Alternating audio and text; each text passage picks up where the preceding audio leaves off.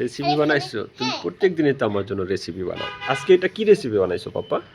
এটা এটা হ্যাঁ কালকের দিনে যে বানাইছিলাম সেইটা রেসিপি দিয়েই এই যে বাকি এই যে এগুলো আছে না, এগুলো আম্মু দিছিল, এগুলোকে এরকম করে ভাঙা এখানে দিয়েছি। কিরকম করে ভাঙছো বাবা?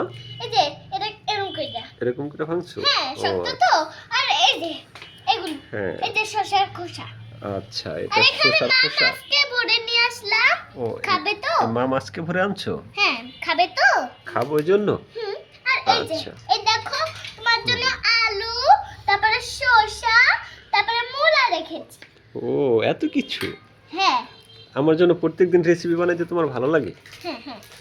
ও বাবা, এই জন্যই তো বলে যে আম্মু ঠিক আছে ছোট্ট বাচ্চা বাচ্চা করে। বাবা হ্যাঁ তোমার বন্ধুরা আমার আম্মু বলে কেন? তুমি যে আম্মু বলো আমার কখন না কখন।